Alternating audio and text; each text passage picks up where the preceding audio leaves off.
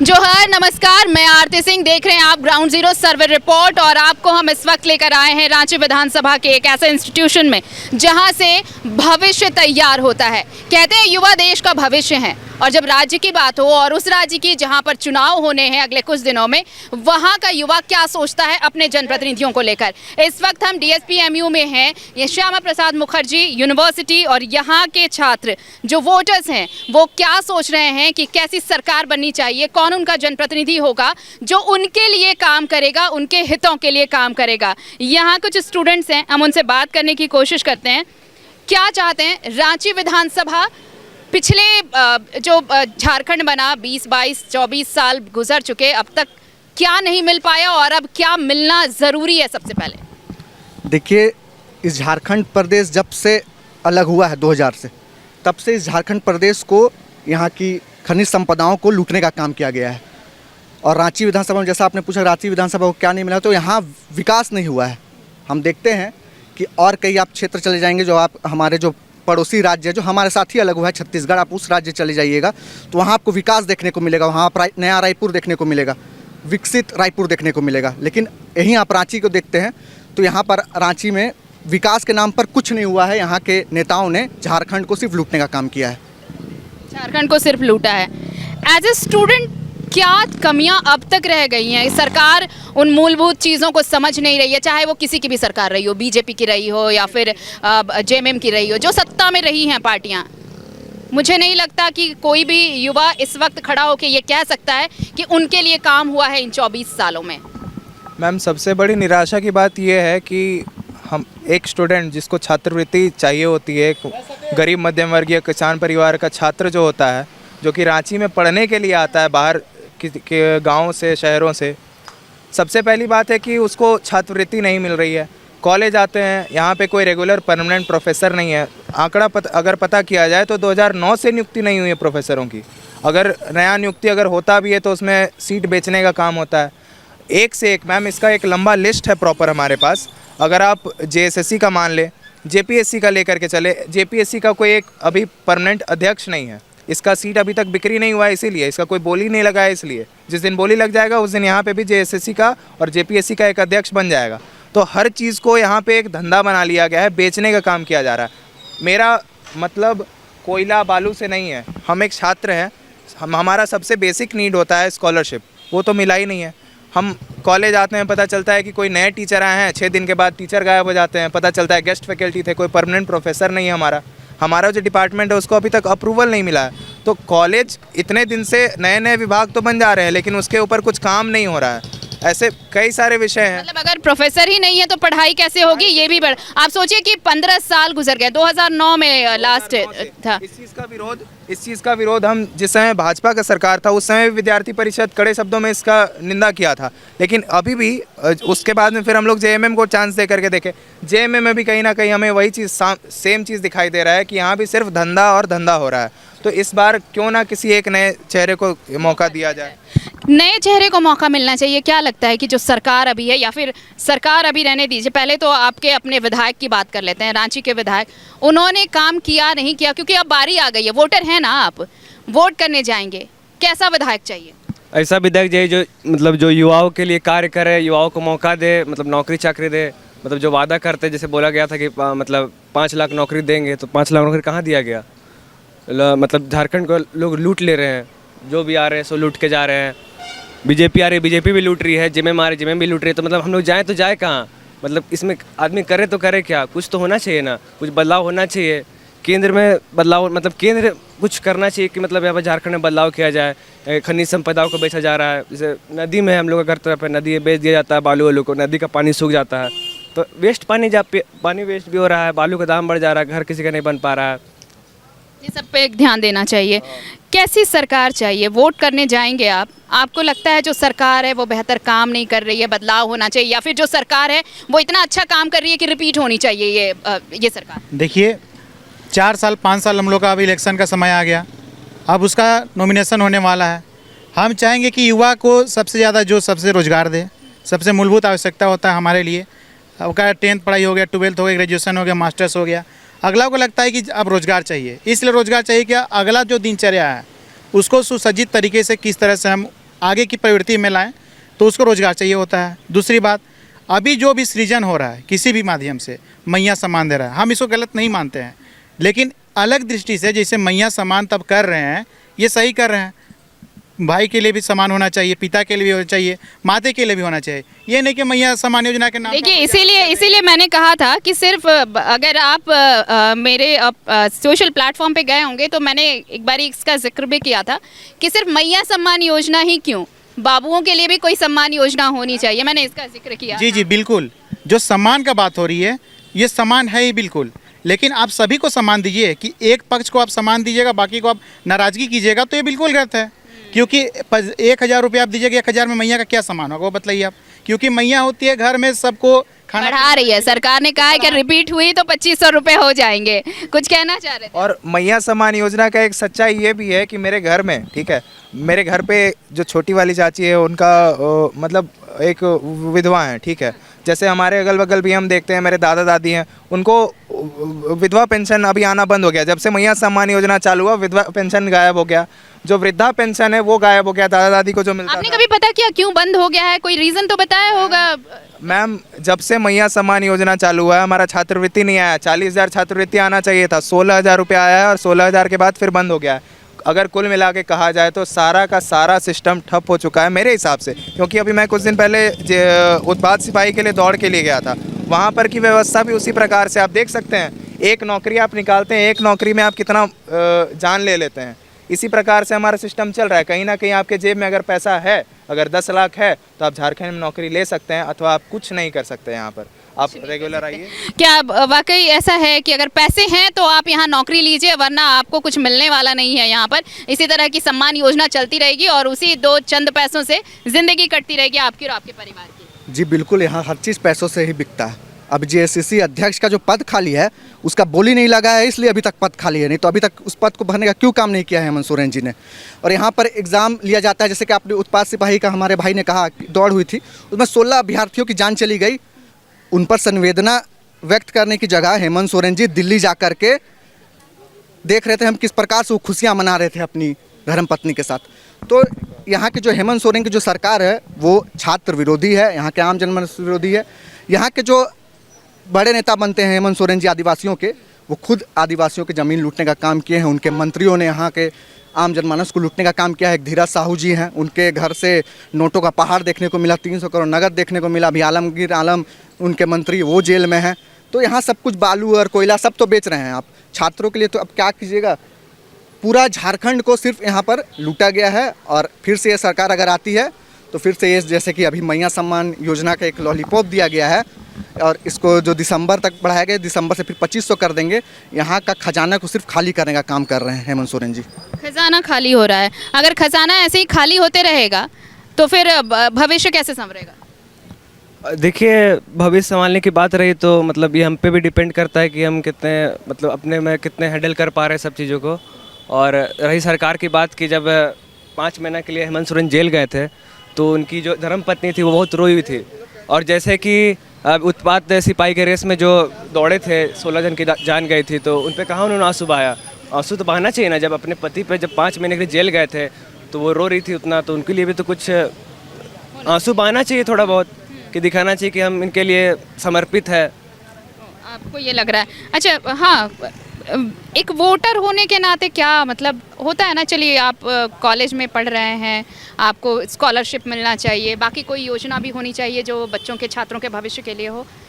एक वोटर क्या, as a student आप क्या देखते हैं कि अगर आप जनप्रतिनिधि चुनने जाएंगे तो क्या क्वालिटी होनी चाहिए? हम कोई भी सामान खरीदने जाते हैं मार्केट में तो क्वालिटी चेक करते हैं। विधायक की क्वालिटी क्या होनी चाहिए जिन्हें आप चेकआउट करने वाले हैं? मैम, सबसे पहली बात कि जैसे हम अगर 12वीं में हैं तो 12वीं के बाद हम ग्रेजुएशन के बारे में सोचते हैं, 10वीं में हैं तो हम 12वीं की तैयारी करते हैं। ठीक उसी प्रकार अभी हम मास्टर्स में अगर हैं तो मास्टर्स के बाद अब हमको नेक्स्ट देखना है नौकरी का, कि नौकरी हमको कहाँ जा कर के लेना है, या फिर कम से कम मेरा मास्टर्स यहाँ से अच्छे तरीके से पार हो जाए। मैम, यहाँ का प्लेसमेंट सेल, आप सिर्फ हमारे विश्वविद्यालय की बात नहीं है, आप कोई भी विश्वविद्यालय पता करें झारखंड में, सारा का सारा प्लेसमेंट सेल ठप है। आपको अगर प्लेसमेंट चाहिए तो आप एमआईटी यूनिवर्सिटी चले जाइए, चाहे कोई प्राइवेट यूनिवर्सिटी चले जाइए, वहाँ से आपको मिलेगा। वहाँ पर जाने के लिए आपके पास होना चाहिए तगड़ा अमाउंट। आपके पास अगर नहीं है तो आप इसी कॉलेज में रहिए, लेकिन प्लेसमेंट आपको कहीं नहीं मिलेगा, ऐसा है। दूसरा बात, आप बांटते हैं जात पात के नाम पे। राजनीति यहाँ सबसे बड़ा चलता है जात पात के नाम पे कि आदिवासियों के साथ दमन हो रहा है, ओबीसी के साथ दमन हो रहा है। मैं खुद एक ओबीसी हूँ।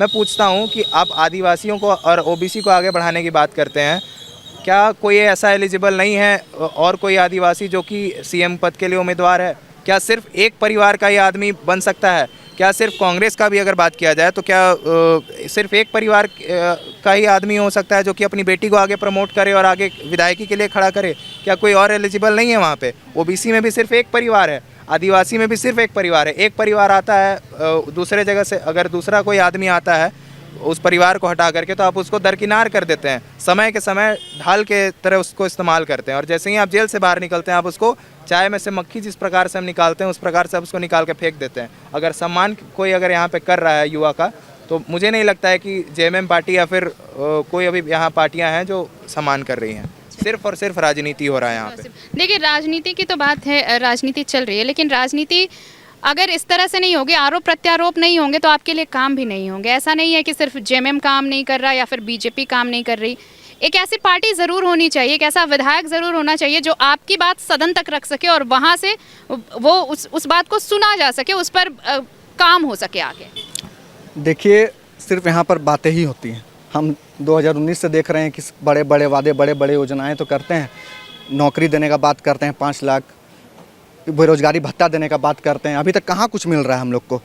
अब सदन में आप बात रखने, आप पावरफुल, आप एक विधायक हैं, आप चाहें तो आप कुछ भी कर सकते हैं, आप मंत्री हैं, उसके बाद भी आप ना छात्र के बारे सोचते हैं ना यहाँ के आम जनमानस के बारे सोचते हैं। तो कोई भी, जैसे कि अभी जेएमएम की सरकार है, वो सिर्फ और सिर्फ झूठी योजनाओं के साथ सरकार में आई थी। उनको यहाँ के लोगों ने मौका दिया, इस झारखंड प्रदेश के लोगों ने मौका दिया, लेकिन सिर्फ यहाँ के खनिज संपदाओं को लूटने का ही काम किया है उन लोगों ने। बेरोजगारी भत्ता क्यों दे? हमको आप रोजगार दीजिए ना। बेरोजगारी भत्ता लेकर के हम क्या करेंगे? आप अगर हमको 4,000 रुपया दे देते हैं, 4,000 में क्या मेरे रोज दिनचर्या चलेगा? हमारे माननीय मुख्यमंत्री जी कहते हैं कि आप खुद का धंधा चालू करिए, बिजनेस में जितना पैसा होता है नौकरी में पैसा नहीं है। आप एंटरप्रेन्योरशिप का मौका दीजिए। आप जो कॉलेज में हमको इकोनॉमिक्स और ज्योग्राफी पढ़ा रहे हैं, चाहे हम माइक्रोबायोलॉजी पढ़ रहे हैं, तो आप उसके जगह पे हमको एंटरप्रेन्योरशिप का एक पेपर दीजिए। हम ठीक है, हम करेंगे वो चीज़। उसके लिए भी आपको, अगर आपको मैया सम्मान योजना देना है ना, तो मैया सम्मान योजना के रूप में आप पैसा मत दीजिए, आप एक बिजनेस दीजिए, स्मॉल इंडस्ट्री, मतलब स्मॉल स्केल इंडस्ट्री जिसको हम बोलते हैं, आप वो दीजिए, जिसके कारण कि हम जिस तरीके से चाइना घर घर में वहाँ पे कुछ ना कुछ प्रोडक्शन होता है, उस तरीके का आप सेटअप दे सकते हैं। आप युवाओं से आकर के बात करिए कि क्या क्या क्या चीज़ चाहिए। हमारे पास एक से एक आइडिया है। हम रेगुलर किसी कंपटीशन की परीक्षा के लिए तैयारी करते हैं। आप तो नौकरी मतलब देने से सीधे तौर पे पैसों की बजाय आप एक ऐसा प्लेटफॉर्म दे दें जहां से लोग ग्रोथ कर सके, लोग अपना कुछ शुरू कर सके। एक प्लेटफॉर्म की बात हो रही है कि बजाय पैसा देने के अगर आप एक प्लेटफॉर्म सेट कर देते हैं तो वहाँ पे सिर्फ लड़कियों के लिए ज़रूरत नहीं पूरी होंगी, बल्कि लड़के भी आ सकेंगे, जो पुरुष हैं वो भी आगे बढ़ सकेंगे, उनको भी मौका मिल सकेगा। जैसे भैया बहुत सही बात कहें कि मतलब अगर आप जैसा ऐसा स्कीम निकालेंगे तो इससे सबको मत मिलेगा। जैसे लड़की हो गई, लड़का हो गई, तो मतलब इक्वलिटी कहाँ है? लड़का है, लड़की है, भेदभाव हम ही लोग ना कर रहे हैं। मतलब आप लोग बोलते हैं कि सब एक बराबर है, महिला पुरुष एक बराबर, तो कहाँ आप लोग एक बराबर ही बात कर रहे हैं? आप लेडीज़ लोग को दे रहे हैं 1,000 रुपया, जेंट्स लोग कहाँ गया? जेंट्स लोग मतलब क्या भिखारी है क्या? उन लोगों को पैसा नहीं दे रहे हैं आप लोग, उन लोग को भी दीजिए। जब मैया को लोग को दे रहे हैं तो जेंट्स लोग को भी दीजिए। ये बहुत गलत बात है कि मतलब सरकार सिर्फ महिलाओं को देखा जाता है और पुरुष लोग को मतलब धुतकार दिया जा रहा है। तो इन पर भी थोड़ा ध्यान देना चाहिए कि मतलब पुरुष को भी थोड़ा देखा जाए, इनको इग्नोर ना किया जाए। तो चलिए, मतलब कुल मिलाकर ये कि देखिए, आप अगर सम्मान योजना के तहत कोई राशि अगर किसी के लिए आवंटित कर रहे हैं, तो ये उसकी बजाय जो छात्र हैं उनका कहना है कि अगर आप एक ऐसा प्लेटफॉर्म ही बना दें जहां पर दोनों वर्गों को लाभ मिल सके, चाहे वो महिला हो या पुरुष हो, तो वो ज़्यादा फायदेमंद हो सकता है। वक्त एक छोटे से ब्रेक का, कहीं मत जाइए, आप देखते रहिए टीवी 45, जारी है कार्यक्रम सर्वे रिपोर्ट। स्वागत है आपका ब्रेक के बाद। आप देख रहे हैं ग्राउंड जीरो सर्वे रिपोर्ट और इस वक्त हम डीएसपीएमयू के बाहर हैं और यहाँ पर बात हो रही छात्रों के भविष्य को लेकर। छात्र का कहना है कि अगर वो वोट करने जाएं तो फिर वो ये ज़रूर सोचेंगे कि जो जनप्रतिनिधि चुनकर आने वाला है वो उनके लिए क्या करने वाला है। ये तो बात होगी, लेकिन इसे यूनिवर्सिटी के बाहर खोमचा लगाते हैं। भैया, क्या नाम है भैया आपका? हमारा लोचन साहब। क्या कितने दिनों से आप यहाँ पे? यहाँ तो 9 बरस हो गया। 9 साल हो गए। मतलब कितने स्टूडेंट्स यहाँ से निकले चले गए, छात्रों का भविष्य बनते हुए आप यहाँ से देख रहे हैं? ये तो हमको मालूम नहीं है। अच्छा, आप जानते हैं कौन से विधानसभा में हैं? हम तो बिहार के रहने वाले हैं। तो यहाँ 9 साल से आप बेच रहे हैं ना? हाँ, तो रांची विधानसभा है, यहाँ के वोटर नहीं है? नहीं है। नहीं, चलिए, तो भैया यहाँ के रहने वाले नहीं है, यहाँ रोजी रोजगार है इनका, वो चलता है। मुझे ये बताइए कि अगर आप वोटर हैं, वोट करने जाएंगे, कैसा विधायक चाहिए? देखिए, विधायक वैसा चाहिए जो युवाओं के प्रति सोचे, छात्रों के प्रति सोचे, महिलाओं के प्रति सोचे, बुजुर्गों के प्रति सोचे, जो सभी लोगों का विकास करे, वैसा चाहिए हमें विधायक। छात्रों के लिए बड़ा मुश्किल हो रहा है, छात्र कह रहे हैं कि उनके लिए तो कोई सरकार सोच ही नहीं रही है। कुछ नहीं सोच रही है। अभी जो बीते 5 वर्ष में 19 से 24 तक जिनका कार्यकाल रहा है, छात्रों के विषय में एकदम नहीं सोची वो। ठीक है, कुछ नहीं कि छात्रों के विषय में। यहाँ एग्ज़ाम हो रहा है, पेपर लीक हो जा रहा है, बहाली आ रहा है, यहाँ जो दौड़ में पार्टिसिपेट कर रहे हैं उनकी मौत हो जा रही है। अच्छा, यही सरकार नहीं सोच रही है स्टूडेंट के लिए कि इसके पहले भी आखिर 20 साल से ज़्यादा हो गए ना झारखंड बने, छात्रों का कितना भला हो पाया? एकदम भला नहीं हुआ मैडम। आप और अदर स्टेट से आप अगर आंकड़ा को मिलाइएगा, झारखंड अभी भी बहुत पिछड़ा हुआ राज्य है। ऐसे पिछड़ा राज्य में गिनती आ रहा है, अभी 5 साल में और पीछे हो गया। छात्रों का तो एकदम विकास नहीं हुआ। क्या, कैसे विकास होगा? क्या चाहते हैं आप? वोट करने जाएंगे तो कुछ होगा ना दिमाग में कि एकदम भाई एकदम जरूर। इस बार हम चाहते हैं सरकार बदले और हम वैसी सरकार को लाएं जो छात्रों के हित के लिए बात करे, जो हमें रोजगार दे, महिलाओं के सम्मान के लिए बात करे। वैसे ही सरकार को चुन के हम अगर जेएमएम और कांग्रेस नहीं आती है तो बीजेपी और आजसू ये काम कर देंगे? नहीं, देखिए, हम पार्टी का नाम नहीं लेना चाहेंगे। जरूरी नहीं कि बीजेपी आजसू ही करे, पर वोट तो अपना व्यक्तिगत है, बता नहीं सकते हैं। पर हम उसी को वोट करेंगे जो हमारे हित के बारे में सोचे, हमारे झारखंड राज्य के बारे में सोचे और झारखंडियों के हित के लिए सोचे। अच्छा, देखिए, झारखंड का युवा कितना सजग है, कितना जागरूक है। इन दिनों राजनीति में एक टर्म जो बड़ा फेमस है, बड़ा फोकस रहा है, वो है डेमोग्राफी। डेमोग्राफी चेंज की बात होती आई है और हमें ये लगता है कि पॉलिटिकल पार्टीज ही इन पर फोकस किए हुए हैं। ऐसा बिल्कुल भी नहीं है। यहाँ के छात्र भी इस मुद्दे को समझ रहे हैं और उन्हें पता है कि डेमोग्राफी चेंज की बात क्यों हो रही है। क्योंकि मैं जब बात कर रही थी इनसे ऑफ रिकॉर्ड, तो ये चर्चा हुई, तो मुझे भी लगा कि युवाओं की नज़र हर एस्पेक्ट पे है कि क्या मुद्दे हो सकते हैं। डेमोग्राफी चेंज की भी बात कर रहे थे आप। जी, आप देख सकते हैं यहाँ पे अगर आंकड़ा हम पता करें तो आदिवासियों की बात करते हैं हम, है ना, हमेशा हर चीज़ में जातिवाद घुसेड़ देते हैं। अगर बात करें तो यहाँ का जो आदिवासी है 11% से कम हो चुका है। घुसपैठ का अगर मामला अगर देखा जाए तो झारखंड दूसरे नंबर पे आता है। सबसे पहले पे पश्चिम बंगाल है, पश्चिम बंगाल में हमारा एंट्री बंद हो जाता है। दूसरे नंबर पे झारखंड आता है। आप यहाँ पे जगह जगह पे जा कर के देखें, आपको कहीं ना कहीं परिवर्तन नज़र आएगा। हम बहुत बड़ा बात करते हैं कि हम इसको आगे बढ़ाएंगे, उसको आगे बढ़ाएंगे। अरे भैया, सबसे पहले आप युवाओं को ध्यान दीजिए और यहाँ के जो लोकल लोग हैं उनको पहले आप ध्यान दीजिए कि आप किस तरीके से उनको आगे बढ़ा सकते हैं। आप देश और दुनिया बाद में संभालिएगा, सबसे पहले अपना घर को सुधारिए, उसके बाद में आगे बढ़ेंगे। और बजाय कि हम एक धर्म को सामने लेकर के, बजाय कि हम एक किसी जाति को सामने लेकर के हम एक राष्ट्र के रूप में सोचें तो ज़्यादा बेहतर होगा। बिल्कुल, और इसीलिए मैंने कहा कि झारखंड का युवा कितना सजग है, कितना चीज़ों को समझ रहा है। ये इससे समझ सकते हैं आप कि सिर्फ पॉलिटिकल मुद्दा ही नहीं है डेमोग्राफी। बच्चे भी समझ रहे हैं, स्टूडेंट भी समझ रहे हैं कि डेमोग्राफी चेंज की बात हो रही है तो वाकई उस पर अलर्ट होना ज़रूरी है, उस पर ज़रूर ध्यान देना चाहिए, चाहे वो केंद्र सरकार हो या राज्य सरकार हो। केंद्र सरकार और राज्य सरकार अपने राज्य कहती है कि केंद्र को ये करना चाहिए, केंद्र कहती है कि राज्य सरकार का जिम्मा है, और इसी चीज़ में जो छात्र हैं उनका भविष्य अटकता है। सही बात बोले आप कि केंद्र अलग बात बोलती है और राज्य सरकार अलग बात, इसमें हम लोग का भविष्य फंस रहा है। इसमें हम ही लोग का नुकसान हो रहा है और ये नुकसान से हम लोग को बचना है। मतलब इसके लिए कुछ ठोस कदम उठाना चाहिए ताकि हम लोग का भविष्य बच सके। आदमी सोचता है मतलब 1 साल थोड़ी आदमी पढ़ता है जी, सुबह से लेके बच्चा से लेके बुढ़ापा तक में पढ़ते रहेगा, ऐसा थोड़ी होता है। कोई उम्र के बाद मान के चलिए एक उम्र होता है, 25 साल के बाद किसी को कमाना मतलब इंसान को कमाना ज़रूरी हो जाता है, क्योंकि घर को देखना है, घर का बड़ा लड़का है तो पिताजी को देखना है, माताजी को देखना है, पत्नी, पूरे परिवार की जिम्मेदारी, शादी हो जाएगा फैमिली को देखना है, बच्चा हो जाएगा तो बच्चा को भी देखना, सबको देखना है। मतलब एक तरफ देखा जाए तो चलिए, परिवार की जिम्मेदारी है और अगर भविष्य नहीं संवरा इस वक्त तो फिर आगे कैसे भविष्य की कल्पना कर सकते हैं। ये भविष्य अगर संवारना है तो ये सबसे ज़रूरी यही है, और 5 साल में हमें ये मौका मिलता है कि हम अपना भविष्य एक ऐसे नेता के हाथ में सौंपें, एक ऐसे पार्टी के हाथ में सौंपें जो सिर्फ हमारा नहीं पूरे राज्य का विकास करे। जी, जैसा कि आपने सवाल पूछा तो मैं उसका जवाब देता हूँ कि हमारा भविष्य कैसे संवरेगा।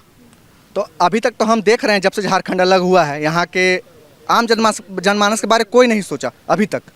और इस बार हमने ये फैसला किया है क्योंकि हमारे में ये कहना है कि जब जब छात्र बोला राज सिंहासन डोला है। अभी हेमंत सोरेन जी अति आत्मविश्वास में है कि वो ये चुनाव को निकाल ले जाएंगे, लेकिन हम इस चुनाव को उनसे छीन करके ले आएंगे और उनका गद्दी को खींचने का काम यहाँ का युवा ही करेगा। क्योंकि जब युवा में इतना दम होता है कि वो किसी भी सिंहासन को हिला सकता है। जैसे जी, युवा हिला सकते हैं सिंहासन। ज़रूरी होगी कोई भी सरकार आए, सत्ता में कोई भी पार्टी आए, उसे युवाओं के हितों का ख्याल रखना होगा, चाहे वो जेएमएम हो, बीजेपी हो, कांग्रेस हो या कोई और दल। जी बिल्कुल, युवाओं अभी भारत में देखिए तो सबसे ज़्यादा संख्या युवाओं की है। भारत में युवाओं की संख्या बहुत अधिक है, इसलिए अगर आप सरकार में आ रहे हैं तो आपको युवाओं के प्रति ज़रूर सोचना होगा और ज़्यादा सोचना होगा। मतलब जो युवाओं का भला करेगा वही सत्ता तक पहुंचेगा, युवा कहना। क्योंकि आपको भी पता है कि युवा वोटर्स इस बार काफ़ी अलर्ट हैं, सजग हैं।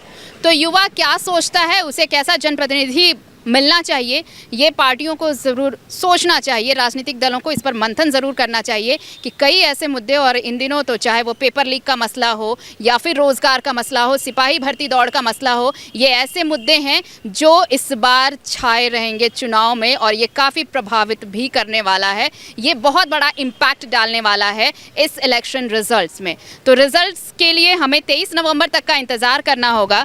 इस बीच जब हम सर्वे रिपोर्ट आपको दिखा रहे हैं तो आप भी अलग अलग जगह की सर्वे को समझ पाएंगे कि पब्लिक का मूड क्या है इस रिपोर्ट में, जनता क्या चाहती है और पॉलिटिकल पार्टीज कैसे इस पर काम करती है। बाकी खबरों के लिए आप TV 45 देखते रहिए। हम ज़रा यहाँ 9 साल से यहाँ जो अपना रोज़गार चला रहे हैं, बिहार से आए हुए भैया, उनसे हम लोग भूंजा खाते हैं। लेकिन ये भूंजा खाना सिर्फ इसलिए एक विराम नहीं है, एक पड़ाव है। आगे की भी तस्वीर आपको दिखाएंगे। आप देखते रहिए TV 45। कैमरामैन पिंटू के साथ मैं आरती सिंह, रांची विधानसभा से। भैया भूंजा बनाइएगा ज़रा।